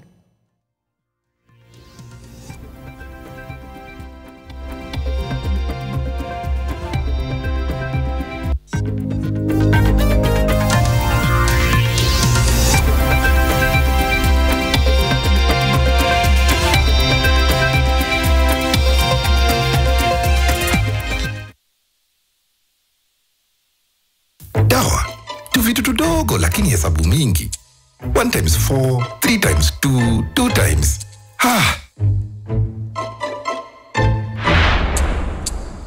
Umepitisha limit ya dawa. That's a tough pill to swallow. He's now wondering why he doesn't have Shwari medical cover. Una access full limit kutumia unavyohitaji. Ukiwa na Shwari, utawaisikia umepitisha limit ya dawa na bado kuna pesa imebaki. Bonyeza *371# kuchukua Shwari medical cover leo. Introducing Festive Cakes. We have some delightful snacks for all of you. The Festive Simbella Cake. Indulge in the pleasure of a cone-shaped cake that's bursting with flavors. Where did you come from? Come. So this is where the magic happens.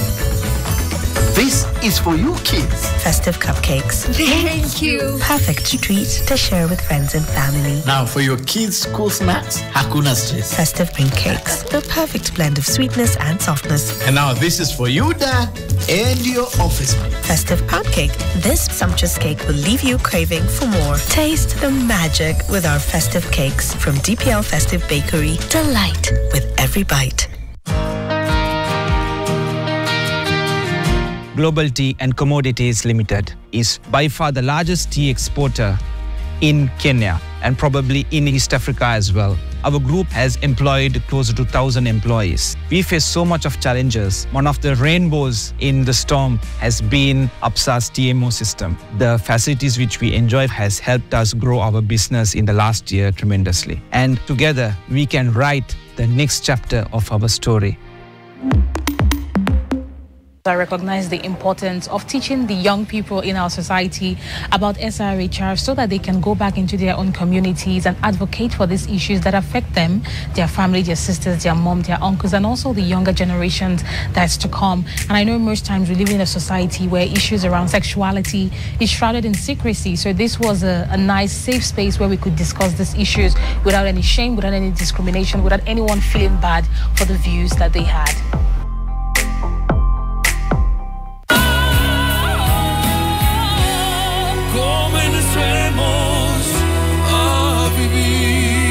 Babies play around and then, oops, Morphix absorb like whoop. Imagine, haiwezi live in 50 different movements. Makofi to both babies and Morphix. Renewed Morphix, ultimate quality.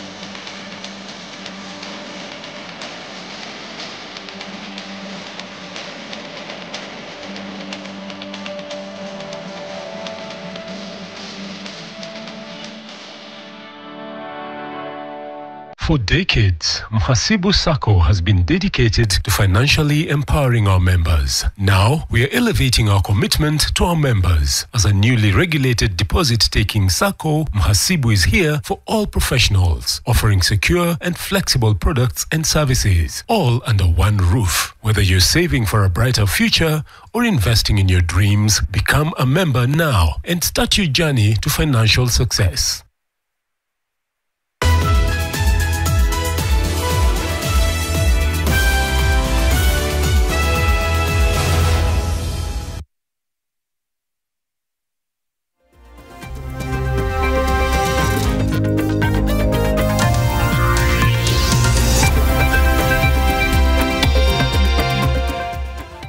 Karibu tena. Zaidi ya watahiniwa milioni 1.3 wa grade ya 6 wameanza mtihani wao wa KPSEA leo katika vituo zaidi ya 32,000 kote nchini. Kama anavyotujuza mwanahabari wetu Geoffrey Nyongesa ni kuwa maafisa wa polisi hawatakuwepo kwenye vituo vya kufanyia mtihani huo ambao utakamilika Novemba mosi. Katibu katika Wizara ya Elimu Belio Kipsang amesema matayarisho ya mtihani wa KPSEA yamekamilika na wanafunzi wameandaliwa vikamilifu kushiriki zoezi hilo bila wasiwasi yoyote nchini. Katibu huyo amesema polisi hawataruhusiwa kwenye vituo vya mtihani. Because it's just monitoring learner progress. You want to see how is the learner getting the competencies and skills and values that we envisage them to get at that age. Amezungumza leo asubuhi wakati wa ufunguzi wa bohari la mtihani eneo la Westland hapa Nairobi. Katika kaunti ya Pokoti Magharibi, zaidi ya watahiniwa 20,000 watarajiwa kufanya mtihani huo, huku zaidi ya vituo 600 vikiidhinishwa kuendesha zoezi hilo. Kile ambacho ningetaka kuambia walimu ni kwamba mambo ya integrity ni very very important, na this year tunatarajia kwamba hakutakuwa na tatizo lolote. Kule Nandi, NEC imetakiwa kulegeza msimamo unaotaka wanafunzi 30 pekee kufanya mtihani huo katika kila kituo, licha ya kuwa na idadi ya juu ya wanafunzi Nandi. NEC wanasema kwa saa hizi wanafunzi ambao wanatakana kufanya mtihani kwa senda iwe 30. Sasa ile swali nauliza, wazazi watatoa, walimu watatoa wapi watoto? Na wazazi kwa saa hizi unajua kila family wanasema watoto wawili na itosha. Kule Kirinyaga, mkuu wa elimu Lucy Gategi amewahakikishia usalama wa wanafunzi wakati wa mtihani huo. Our candidates are ready, our center managers are ready, and the teachers are also ready. And we do not have any cheating. This is an assessment, so we want to see how much the learner has achieved. Nayo kaunti ya Laikipia haijaachwa nyuma, zaidi ya wanafunzi 11,000 wakitayarishwa kwa zoezi hilo la siku 3. And we wish all the candidates from Laikipia East and the whole county, Laikipia County, as they start the exams, and also Kenyan at large. Wakuu wasimamizi wa vituo mbalimbali Embu wamehimizwa kudumisha nidhamu wakati wa zoezi hilo, huku zaidi watahiniwa 160,000 wakitarajiwa kushiriki mtihani huo eneo nzima la mashariki mwa Kenya. We are having KPSEA in about 5,653 centers and a total candidature of 164,766 candidates are going to sit for the assessment. Kule Siaya, shughuli ni iyo wanafunzi wakihimizwa kutoshiriki udanganyifu wa aina yoyote kwenye mtihani huo. KPSEA will not have security officers in the centers. Will only them escorting the center managers from the container to their centers. Geoffrey Nyongesa, NTV. Na taarifa inayofuata mtazamaji wangu ni ya kuvunja moyo, ambapo familia ya marehemu Seth Nyakio mwenye umri wa miaka 23 inawataka maafisa wa DCI kuharakisha upelelezi wa mauaji yake. Familia hiyo inasema kesi nyingi zinazohusisha vifo vya wasichana zimelegea, na hii huenda ikawa sababu kuu ya visa hivyo kuendelea kuongezeka. Seth alikuwa mwana wa pekee wa mwakilishi wadi wa Kirinyaga Lucy Njeri. Helen Aura anaarifu. Biwi la simanzi lilitanda katika ibada ya wafu ya marehemu Seth Nyakio Njeri. Familia hii bado inatafuta majibu kuhusiana na mauaji ya binti yao. The problem we are having is that the homicide cases are too many. If you go, you do a research in Thika, there is no case that has ever been finished. I mean, has never been executed. And that is the problem we are having, because the more we are piling up homicide cases, the more these culprits and perpetrators are walking scot-free on the road, and the more they are continuing doing these crimes. And the proceeds they are getting from these crimes, probably they are compromising with the people who are supposed even to do the action. So I would urge the government to ensure that homicide cases are given priority. Mwili wa Seth mwenye miaka 23 ulipatikana Jumatatu tarehe 14 Oktoba na rafiki yake katika chumba kimoja eneo la Biafra, Thika. Ukaguzi wa mwili huo ulionyesha Seth alinyongwa. Alikuwa mtoto mzuri. Alikuwa yuasikiza wazazi wake. Alikuwa mtoto mshangamfu. Na hakuwa na vita na mtu yeyote. I would request our youths, one, to take care of themselves wherever they are, whether they are in school, whether they are working, so that we don't experience such. I would also ask the parents to counsel their children properly. Mamake Nyakio Lucy Njeri anasema maafisa wa DCI sasa wameanza upelelezi wa kesi hiyo, na mshukiwa mmoja aliyedaiwa kumuita Seth kwenye sherehe kabla ya kuuawa kwake anaendelea kuhojiwa. Seth Nyakio alikuanga mshirika wetu katika kundi la vijana kwa kanisa, na alikuwa mkakamafu kwa imani, na pia alikuwa mpenda maendeleo sana. Misa itaandaliwa tarehe 29 Oktoba katika kanisa Katoliki la St. Camillus, Kiambu. Helen Aura, NTV.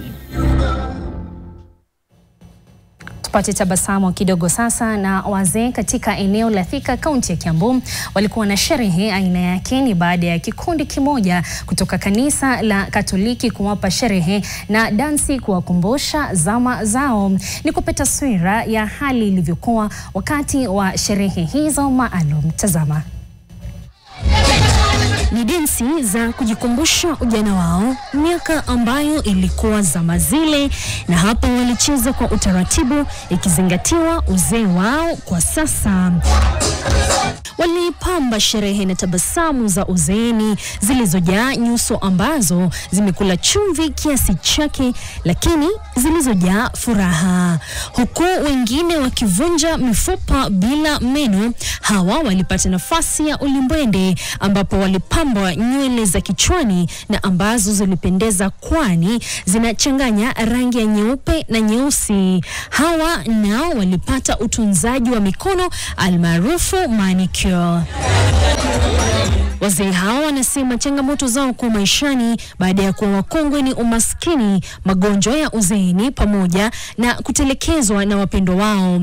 Ila siku ya leo wasamaria hawa wema kutoka Martha Mary Campilo wamewatembelea na mazuri ya kuwapunguzia pressure. Ukiona mama ni mkongwe na anakamatiwa juu na tunacheza na yeye, na yeye ni bibi yangu, wewe unafikiri wewe hufurahi?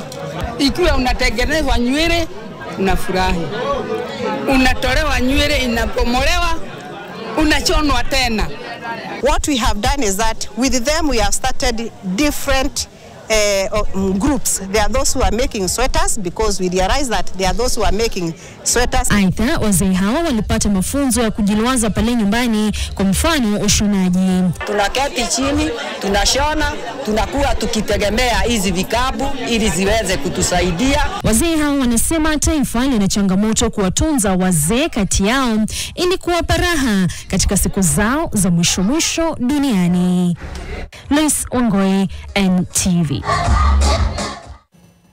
Kizaazaa kilishuhudiwa katika eneo la Narok Magharibi baada ya wanachama wa hifadhi ya Mara Lemek kuchukua hatua mikononi mwao ya kupinga ujenzi wa kambi ya watalii licha ya mahakama kusitisha ujenzi huo. Hali hii imeshuhudiwa kufuatia mgogoro wa ardhi unaoendelea kati ya uongozi wa hifadhi hiyo na mwekezaji mmoja wa kibinafsi. Mwanahabari wetu Roth Sarmoi Chesenge ana mengi zaidi. Taharuki ilitanda katika hifadhi ya Mara Lemek, eneo bunge la Narok Magharibi, baada ya wanachama wa hifadhi hilo kuleta surveyor kuweka mipaka kwenye ardhi hiyo baada ya mwekezaji wa kibinafsi kudaiwa kujenga kwenye hifadhi hilo pasi na kibali. Wanachama wa hifadhi la Mara Lemek wanapinga ujenzi wa kambi la Lesokwan ambayo wanasema inajengwa kinyume na sheria. Na tumejaribu njia zote ambayo ya kusuhia isijengwe na tumeshindikana. Kwa sababu tulifanya mkutano mara mingi kwa ofisi wa County Commissioner, tulifanya juzi ofisi hiyo mkutano na governor na team ya security, na ilisemekana ya kwamba asimamishwe hiyo kambi isiendelee kujengwa. Mnamo Juni tarehe 6 mwaka huu, mahakama ya Narok ilisitisha ujenzi wa kambi hiyo kutokana na ukosefu wa leseni inayofaa. Kando na kutaja eneo hilo kuwa mapito kwa wanyamapori, wakazi wamelaumu polisi kwa kushirikiana na mwekezaji huyo wa kibinafsi ili kuendeleza ujenzi huo. Instead ya County Police Commandant na OCPD wa Mlot, Narok West, kusimamisha haya, ni hawa ndio wanasaidia yeye kujenga hapa. Tumechukua sasa majukumu, kwani tulilia serikali. Tulipata a lot of harassment and intimidation by police. Wametaka serikali kuu kuingilia kati. Serikali afuate haki na asimamie na afuate sheria na alinde kila mtu. Simu na ujumbe zetu kwa mwekezaji kwa jina Mwaniki Gishohi anayedaiwa kuwa mmiliki wa kambi hiyo hazikujibiwa. Ruth Sarmoi Chesenge, NTV. Tuelekee pwani sasa ambapo meli ya kifahari ya watalii imetia nanga bandarini Mombasa ikiwa na mamia ya wasafiri ambao wamefika kutalii maeneo tofauti nchini.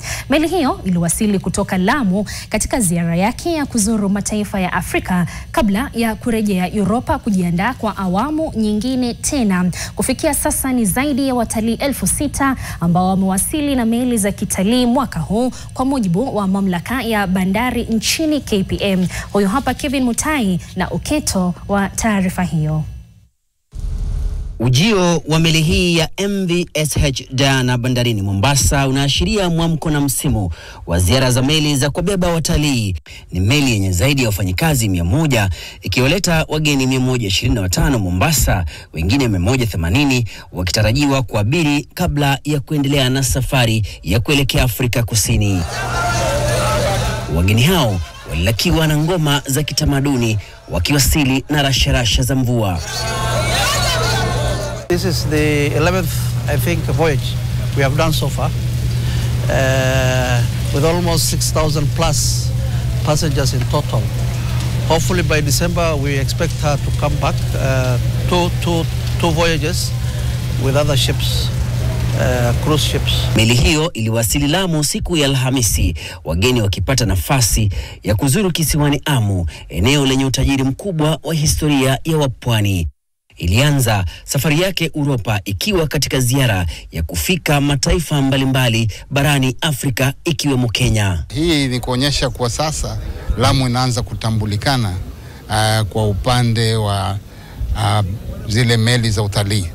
Kwa hivyo kwa wakazi Waswahili husema mgeni aje na mwenyeji apone. It's important to put Africa on the cruise chart because Africa is a place where not many cruise passengers has been before. So the concept of Swan Hellenic is to try to make Africa and Tanzania, Kenya, Seychelles are more attractive cruise destinations. Bandari ya Mombasa ina kituo cha kisasa cha kupokea watalii, kikiweka taifa la Kenya kwenye ramani ya ulimwengu kutokana na uimarishaji wa sekta ya usafiri wa meli ya watalii. The trip was wonderful. Yes.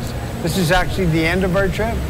We started in Mahi and cruised through the Seychelles, and the trip ends here. For most of the passengers, they're taking flights back to wherever they came from. For me, it's back to Canada. We want this cruise to stay, at least the vessel to stay here for maybe 2 days, so people could go to Masai Mara, to Savo, Amboseli, could go to other parts in the sea spots, and maybe in Mombasa town to enjoy. There's so much, a lot to do in Mombasa town. Meli hiyo inatarajiwa tena nchini Kenya mwaka ujao. Kevin Mutai, NTV katika kaunti ya Mombasa. Tusalie Mombasa na ni kwamba magavana kutoka kaunti 20 wanakutana katika kaunti hiyo kujadili masuala ya kilimo. Hebu tupate picha kamili. Constitution made it very clear It should be implemented by the county governments. One of them is, for example, the fertilizer, subsidized fertilizer. We want to have a conversation where this can be done by the counties because agriculture is involved. We have issues of feedlots. We have issues of agripreneurs who are also being recruited. In fact, in other words, they're like extension officers. So how do we work together to ensure that county governments are involved, because a lot of these things are taking place in the counties. Maneno ya fertilizer. Ile fertilizer ilikuja last time, kila mtu anajua nini iliendelea. Kulikuwa na shida in procurement of fertilizer by the ministry, mpaka ikapeleka wengine nyumbani. Wakenya wanajua kwamba iliwekwa mavi ya mbuzi na vitu vingine na haikuenda vile ilikuwa supposed kuenda. We are all focused on ensuring that this country is food and nutrition secure. That can only be done if we collaborate and consult within the confines of our constitution. And we are going to discuss and agree on a number of issues, key important issues, which affects both the national and county governments. But in general, the idea is how can we do our work better between the two levels of government so that the members of public, wakulima, can benefit from our efforts.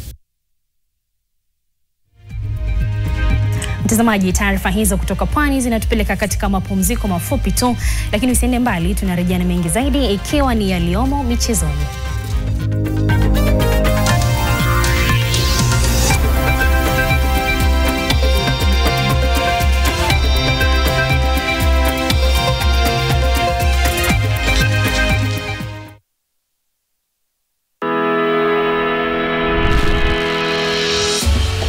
Education is still a crucial learning area for learners all around the world and especially in Kenya.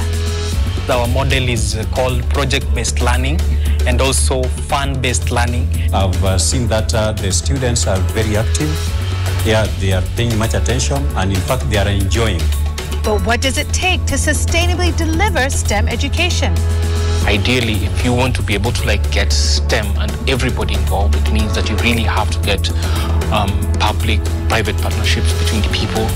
Join us this Monday on NTV at 7:30 p.m. as we explore this important topic. Kuna mbomu 15 pounds. Nachukua mbomu. Zinakwenda. Nahitaji diaper. Kimeumana. 39. 40,000 shillings. Namba 3. King Kong. Oh, bana kuka! Na 50,000 Kenya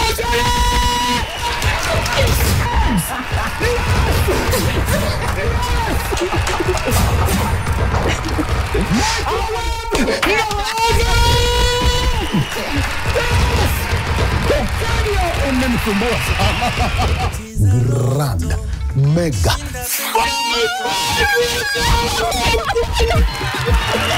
Are you ready?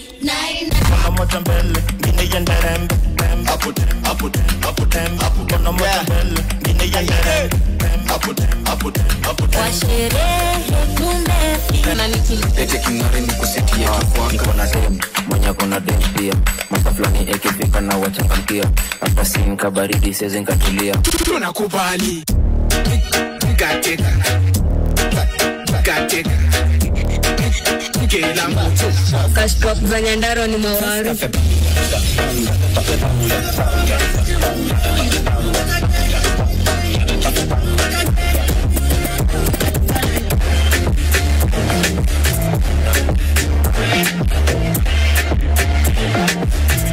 Only on NTV.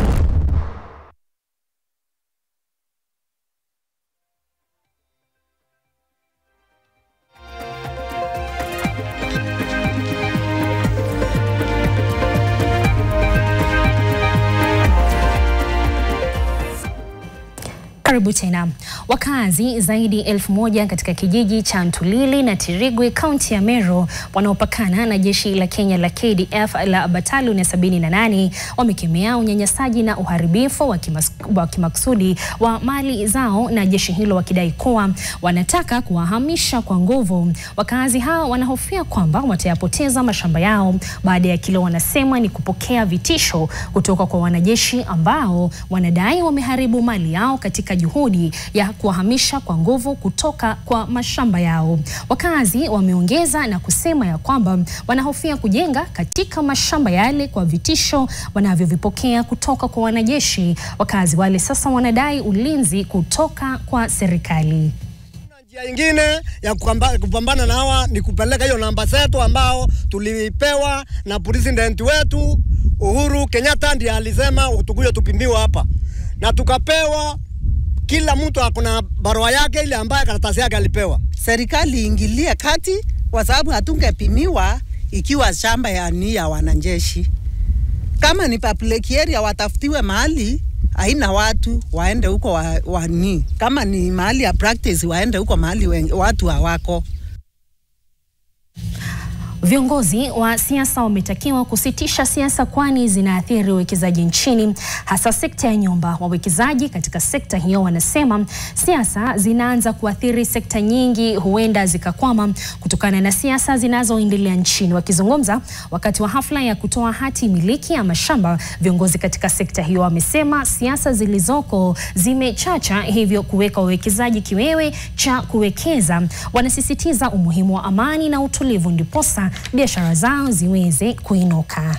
The government needs to be really sensitive to the common man. You know, not everybody who has access to really finances, and for those who are working very hard to ensure at least they have some dignified life, the system and the policy framework need to really motivate the people.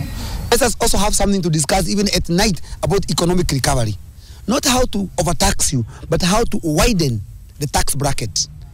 That one can pay tax, that one can pay tax. All of us, we pay tax so that we can grow our country. We cannot live on borrowing. Absolutely, I can advise anyone to come to Kenya and invest their money, and it's a great place not only to invest as to live as well.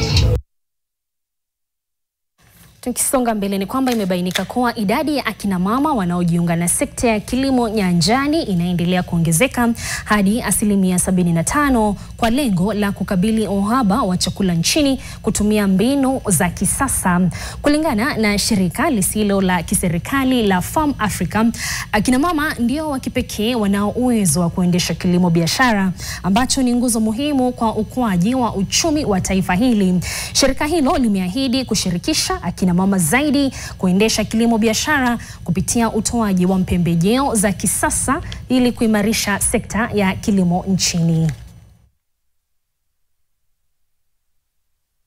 75% of the women in Kenya are engaged in the agricultural labor force, and it is quite important that we empower them so that they are able to enhance in terms of improving the livelihoods of the communities. You may think that women farmers in Kenya and 12 women from the UK food industry here fundraising to support them, that these women wouldn't have much in common, but they have everything in common. Time I joined the Farm Africa, the yields have increased. In 1 acre, I used to harvest 5 bags of maize. Right now, those 5 bins or the 5 bags I'm harvesting in a quarter of a land.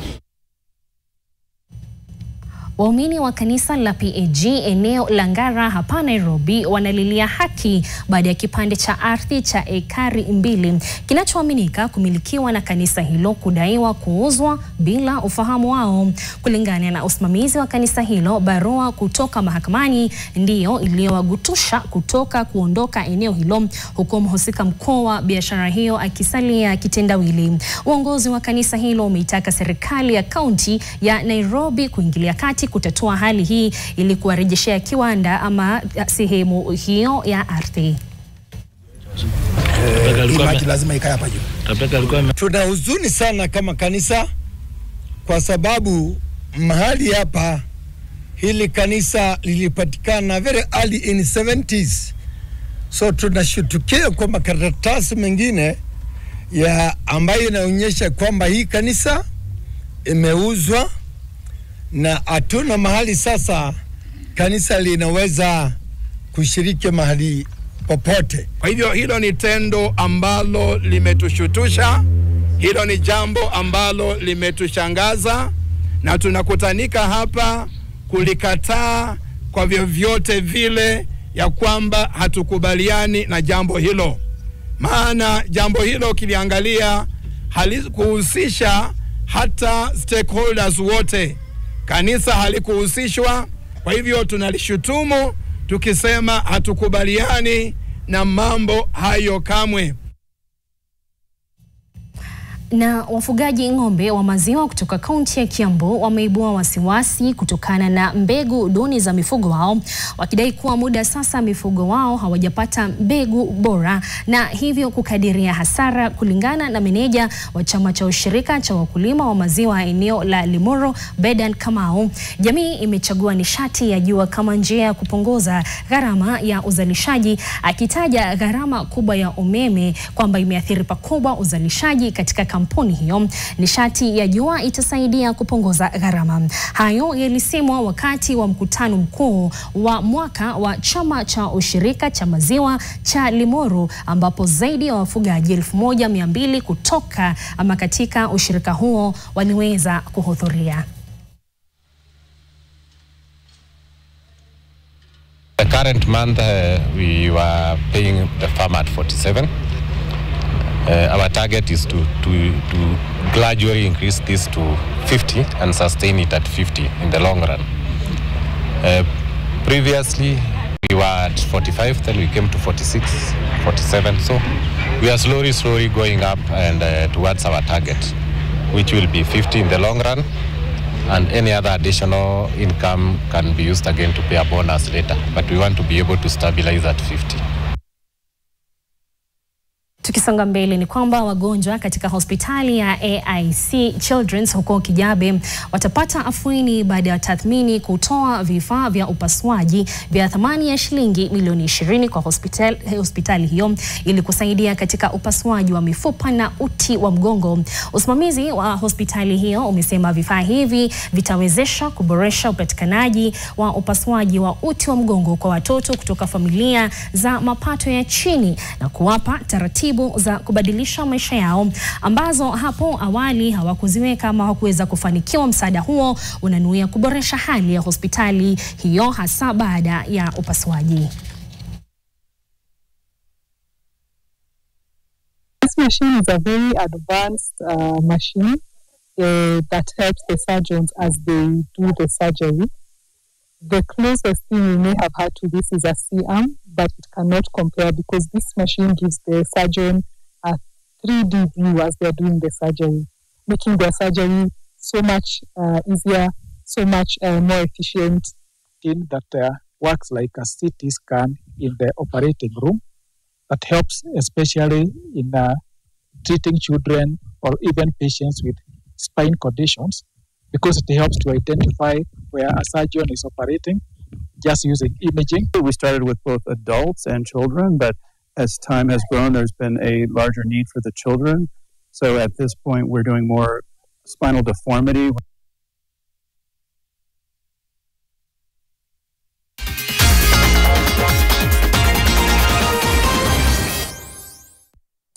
Karibu viwanjani, na ni kwamba dereva wa mashindano ya mbio za magari humu nchini Pauline Shegu anawaomba wathamini kuwapiga jeki kifedha madereva wa kike ili waweze kuwa na maandalizi mazuri ya kushiriki WRC Safari Rally mwaka ujao mjini Naivasha, kaunti ya Nakuru. Shegu ni mmoja wa madereva wa kinadada ambao wamekuwa kipeperusha bendera ya Kenya katika makala ya mwaka huu.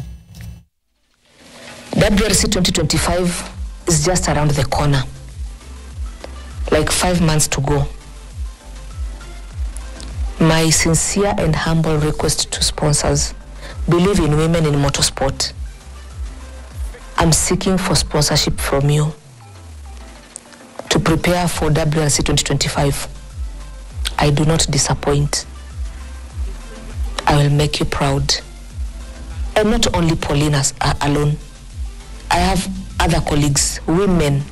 I'm talking about women, believe in women in motorsport. And you have seen, for those who have sponsored me since last year, this year, in the WRC, thank you so much and God bless you. Tukisonga mbele ni kwamba shule ya Rufina Field iliandaa mbio za barabarani huko Diani, kaunti ya Kwale, kwa nia ya kuchangisha shilingi 500,000 za kuimarisha kitengo cha watoto cha hospitali ya rufaa ya Msambweni. Wanariadha walishiriki mbio za kilomita 10 kwa watu wazima na kilomita 5 kwa watoto. And our main focus is the pediatric ward that is at the referral hospital. Basically, once we've raised the funds, we've already had a meeting with the team at the hospital, the Msambweni Referral Hospital, and where we want to buy for them medical equipment that they need to support the pediatric ward. Nadhania kama shule tunatarajia kuchanga kama 500,000 hivi. Kama shule imejitolea kufikiria wale ambao wanatatizika na imechukua jukumu kuboresha haya maisha ya hao watu, na naona kwa ni uzuri sana. Wanariadha wa kigeni ni miongoni mwa washiriki walionogesha makala ya 21 ya Standard Chartered Nairobi Marathon yaliyofanyika katika bustani ya Uhuru hapa jijini Nairobi. Rina Mushagara aliwaongoza wenzake wa klabu ya The Hadlopers ya Mbaraga, Uganda, na mwanariadha Arnoldine Mukasa kutumika katika barabara za jiji la Nairobi. We came 6 all the way from Barat to come and represent our club and of course our country. So we did as first timers, apart from our colleague who did 42. As first timers we did 21 kilometers. It was a good bittersweet experience for us, being the first time, and we've liked the organization. This marathon is really on point. So I'm very excited to be part of the Standard Chartered Nairobi Marathon. It's my 3rd time. The track is nice. Being able to do 3 hours 50 minutes for this time, and I was looking forward to that time because then I want to use it as a qualifier for one of the majors. It could be Berlin, it could be London, but also I would love to apply for Comrades, and so this has been, a very great opportunity for me to come and participate. Oseren na Jungle Potters imefuzu nusu finali ya ligi ya mabingwa ya Naivasha inayoendelea katika kaunti ya Nakuru. Oseren ilishinda Fantasy mabao 1-0 uwanjani Kinungi. Wakati huo Jungle Potters ilishinda Huruma mabao 3-1 ugani Akila na kutinga nusu finali. Kuhusu upande wa kinadada, St Andrews iliadhibu NYS Queens mabao 4-0 uwanjani Kinungi, huko Mahiu Queens ikinyuka Celtic mabao 3-1 uwanjani Aquila. Zidisha matumaini yetu ya kwamba kinadada wanacheza vizuri. Hatukuwa tunatarajia hivyo, na tumeona kwamba mchezo wao wa kinadada talanta yao iko juu sana, sababu tumeona kinadada wetu wengi sana hapa katika mashinani. Jambo labda ambalo huwa nakosa ni opportunity, na hii Naivasha Champions League imepea kinadada wetu opportunity ya kuonyesha kwamba wako na Arsenal ilitoka sare ya mabao 2 na Liverpool uwanjani Emirates katika mechi ya kuwania taji la ligi kuu ya Uingereza. Bukayo Saka aliweka the Gunners uongozini dakika ya 9 kabla Ahmed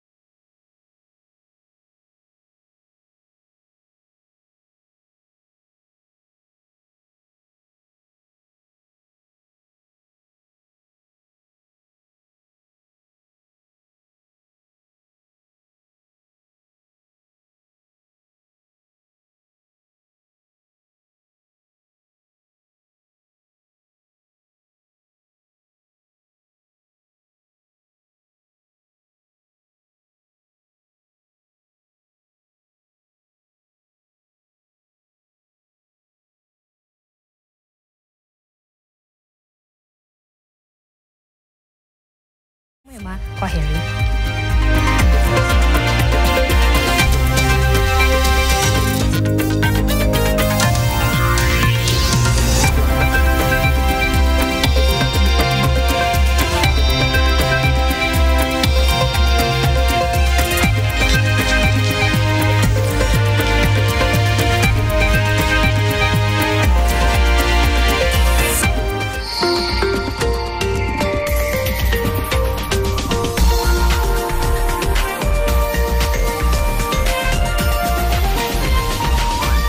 This is NTV.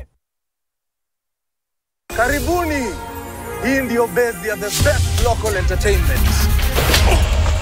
Tell me where my money is. You don't know what they do to girls like you. Nakwambia mama Chantel amegeuka kwa mtoto siku hizi. Anabadilisha nguo kama mara 3 kwa siku. Enjoy all-in-one payment solutions for your business with Network. Accept multiple payment methods and process all your business transactions on one device. Whether it's M-Pesa, Airtel Money, Visa, MasterCard, Apple Pay, or Google Pay. Network does it all. It's faster, it's better, it's smarter. Get it for your business today by calling 0730-847-847.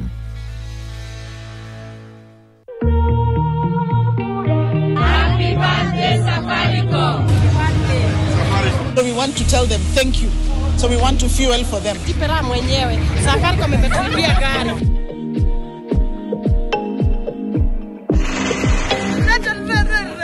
Today is a great day for Safaricom. It's a day where we have started celebrating our 24th birthday.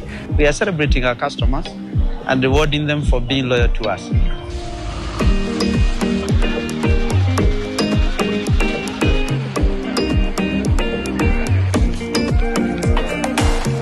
Tunatufurahisha kwa kutupea okoa jahazi, fuliza, mshwari na hata mtuongezee zaidi. Instead of you una travel mbali, Safaricom iko hapa inakusavu. Wewe ni kuweka pesa na wewe unapokea mzigo wako. Safaricom iendelee na iendelee na iendelee. Wrapped in luxury with a scent of confidence.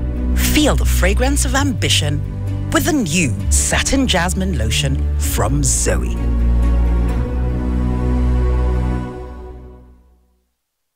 And how may I help you? Sisi ni wafanyikazi hapa. I'm the new assistant manager and she's the beautician. Hizo nafasi zina wenyewe. Unamjuaje Mini? Michelle bado hajaheal kutokana na kifo cha Mini. Mini alikufa na fever, huo ndio ukweli? Ndio, alikuwa na fever. Lakini hakufa. Na huyo Mini ni nani? Mume wako hajakwambia? Singekuuliza. Mini alikuwa mtoto wangu. Sensodyne gives you long-lasting protections against sensitivity. And people come in and they're like, oh, it works. I can have ice cream and I'm not in any discomfort. I recommend Sensodyne because it works. It's brilliant. I'm aware that I haven't been a good father to you. Father. Kelly, please. You can't let them lock me up. I told you my father has no means to pay for all of it. Then let him realize that, so he can understand his mistakes. I will not abandon him like what you did to Nikolai!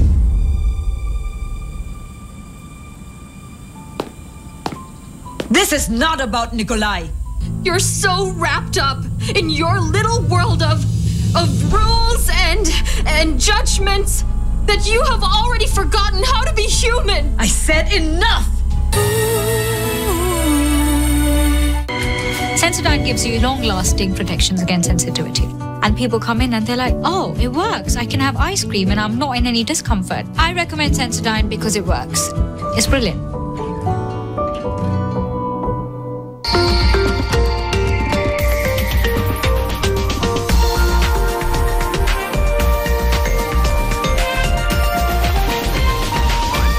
NTV, turning on your world. The following program has been rated PG. It may contain scenes unsuitable for children under the age of 10.